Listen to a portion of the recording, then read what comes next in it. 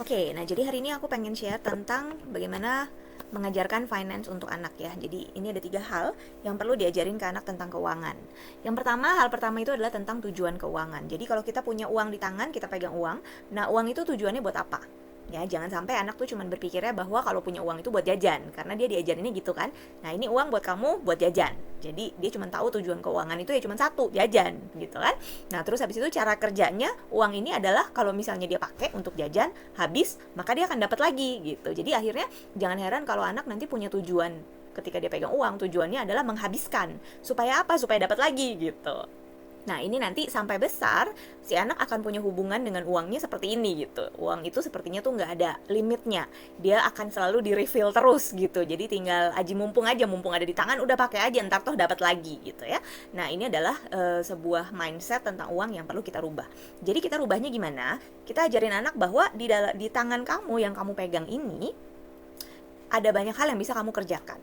Jadi uang itu akan membuat kita mampu ya. Uang akan membuat kita mampu ngapain? Ada 3 hal. Yang pertama, spending. Ini udah pasti ya kan, uang itu bisa dipakai untuk kamu mendapatkan apa yang kamu mau. So it can be used to fulfill your wants and it can be used to fulfill your needs. Jadi ada kemauan dan ada kebutuhan. Nah, ketika kamu mau menggunakan uang ini, kamu harus bijak. Ini barang kamu mau atau kamu butuh.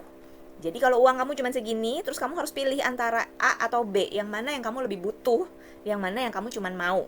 Ya, jadi yang mana yang memang harus kamu ambil dapetin sekarang karena kamu perlu, yang mana yang bisa kamu tunda nanti next time lah, nggak terlalu perlu-perlu amat kok gitu ya, kamu cuma pengen aja.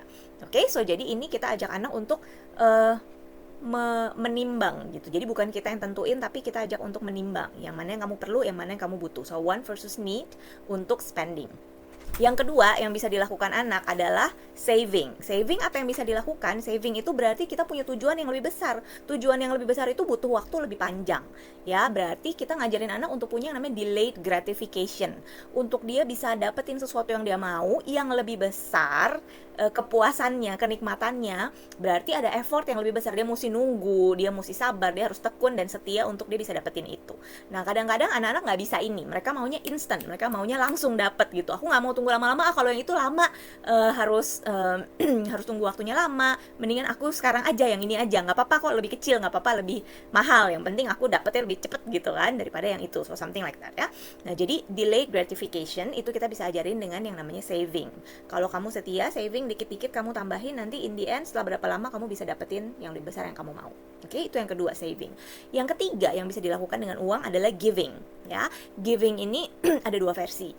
Ada yang kalau dari versi ajaran agama dan kepercayaan, mungkin itu ada persembahan ke gereja, mungkin ada juga sedekah gitu ya. Nah, itu biasanya ada aturannya berapa persen dan lain sebagainya. Kalau anak udah cukup umur bisa kita ajarin untuk ini, jadi dari uang yang ada disisihkan untuk pengeluaran ini gitu, atau giving yang seperti ini, pemberian yang seperti ini.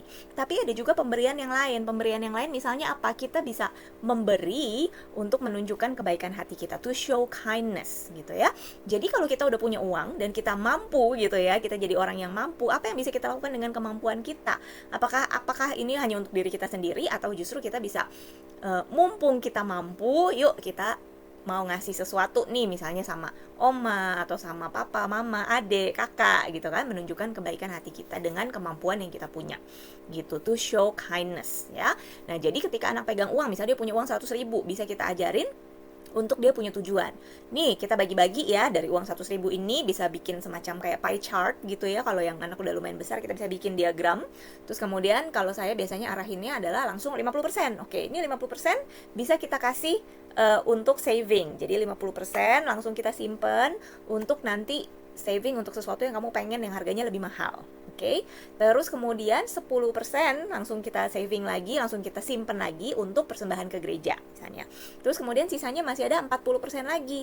Nah, 40% ini bisa kita pakai untuk spending atau untuk giving ya. Spending barang apa yang kamu pengen, yang kamu merasa perlu dan kamu merasa butuh gitu ya, atau yang kamu pengen juga gitu, karena biasanya kebutuhan dan keperluan anak kan udah disediain orang tua, jadi bisa sesuatu yang dia butuh, sesuatu yang emang dia pengen, itu bisa pakai kayak sekitar 20%. Habis itu sisa 20%-nya lagi mau ngapain? Mau ngasih misalnya ke beliin sesuatu buat oma, atau traktir makan papi dan mami misalnya, sekali-sekali gitu ya. sebagai menunjukkan kebaikan. Nah, jadi kalau misalnya ada anak yang kan aku baik, jadi setiap kali dia dapat uang langsung dia bagi-bagi ke teman-temannya, dia beliin ini, beliin itu. Oke, itu baik juga, tapi harus ada porsinya gitu ya, karena kita perlu untuk bisa mengelola keuangan kita. Kembali lagi, uang itu kan tidak limitless ya, bukan unlimited, tapi dia akan ada effort untuk mendapatkannya. Nah, ini akan terkaitkan kepada yang bagian yang kedua. Jadi bagian yang kedua, poin kedua yang aku mau ajarin ke anak itu adalah tentang mencatat keuangan. Loh Miss, bukannya harusnya ngajarin untuk supaya nggak boros, supaya hemat-hemat gitu Miss? Aku setuju soal itu, tapi karena aku backgroundnya accounting ya, jadi buat aku untuk menentukan sebuah keputusan keuangan atau untuk membuat sebuah strategi keuangan, strategi financial strategy gitu ya, termasuk mengelola keuangan aku sendiri, keuangan pribadi, keluarga, dan bisnis tentunya. Nah, kita perlu ada yang namanya data. Jadi kalau kita nggak punya data, kita nggak tahu posisi kita di mana, kita nggak tahu sumber daya kita yang ada apa, kewajiban kita gimana, dan kemudian akhirnya kita juga jadi nggak bisa menentukan strategi ke depan gimana.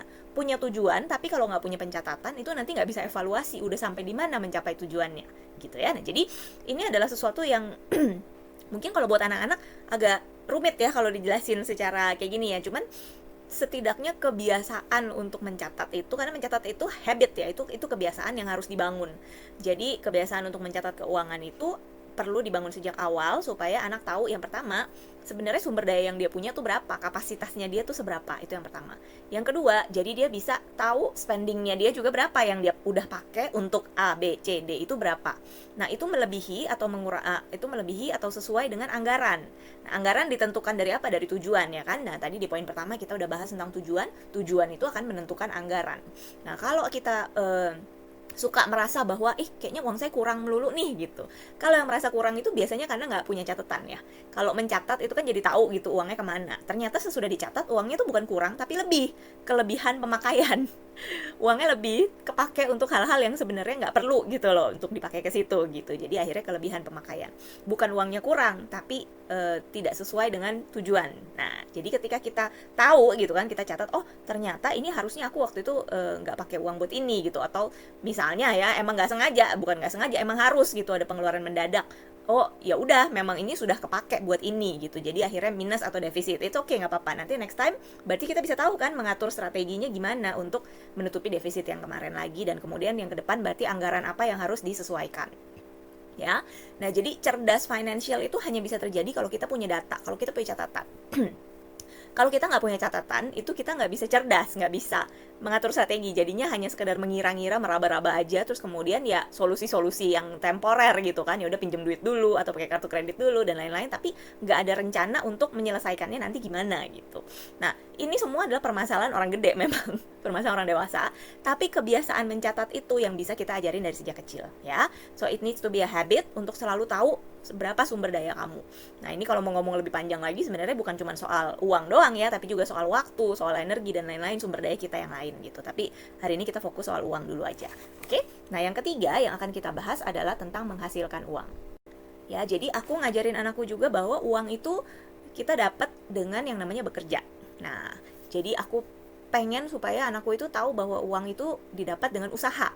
Nah, berarti dia bukan dapat uang karena dikasih secara harian. Kalau dikasih kan dia nggak perlu ada usaha apa-apa ya. Ya pokoknya dapat aja gitu. Jadi kayak sumbernya unlimited gitu. Pokoknya minta ntar dikasih gitu. Nah, aku pengennya adalah anakku tahu bahwa you need to work to get money gitu. Kamu perlu kerja untuk dapatin penghasilan. Nah, kerja seperti apa? Nah, ini yang harus kita bahas sama anak. Sebenarnya kan kerja cuma dua macam ya, barang atau jasa gitu. Jadi either kamu menyediakan barang ini, penyediaan barang ini bisa dengan kamu bikin, so you make your own products, atau kamu beli barang terus kamu jual lagi gitu kan. Pokoknya penyediaan barang itu dua macam seperti itu, kamu bikin atau kamu beli terus jual lagi. Yang kedua adalah jasa.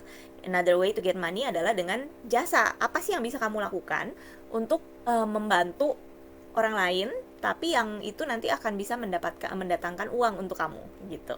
Nah, ini beda-beda, setiap keluarga lain-lain. Ada yang menggunakan ini misalnya, oh ya kamu beresin rumah, beresin kamar kamu nanti kamu dapat uang misalnya. Ada yang kayak gitu. Melakukan house chores itu nanti dia dapat uang. Ada juga yang misalnya, oh kamu pijetin oma, nanti oma kasih duit misalnya, something like that. Itu juga bisa gitu ya. Jadi setiap keluarga beda-beda. Tapi kalau saya sebenarnya kalau saya nih ya, point of view-nya atau perspektifnya adalah rumah adalah milik bersama, kita harus jaga bersama. Jadi ada tugas mami untuk mengelola rumah, ada tugas kamu juga untuk mengelola rumah, karena ini rumah kita pakai bersama. Jadi kita tidak saling membayar untuk kita maintain the house, karena kita tinggal di sini sama-sama. Jadi emang kita harus maintain bareng-bareng. Nah, kalau ada jasa yang bisa anak kerjakan, itu biasanya related sama bisnisnya kita. Jadi kalau misalnya aku ada pekerjaan misalnya packing, misalnya hal-hal yang memang produksi sifatnya gitu ya, yang memang barang yang aku jual, nah itu anakku bisa bantu seperti seakan-akan dia adalah karyawan gitu. Nah, jadi dari service-nya dia yang dia lakukan, pekerjaan itu nanti dia bisa dapat uang sekian gitu ya. Nah, uang itu kemudian nanti bisa ya dikelola sama dia mau dipakai buat apa. Nah, ini juga akan membantu anak untuk ngerti basic yang namanya ekonomi, aliran barang dan jasa. Ya, jadi bagaimana sebuah ekonomi dari sebuah keluarga itu berlangsungnya kayak gimana, termasuk nanti kalau udah besar juga ekonomi secara negara itu kayak gimana, terus kemudian pendapatan per kapita itu apa, UMR, upah minimum itu apa, segala macam. Nah, itu dasarnya dari apa? Dari pengalaman anak sendiri terhadap uang, mendapatkan uang, mengelola uang dan lain sebagainya ya.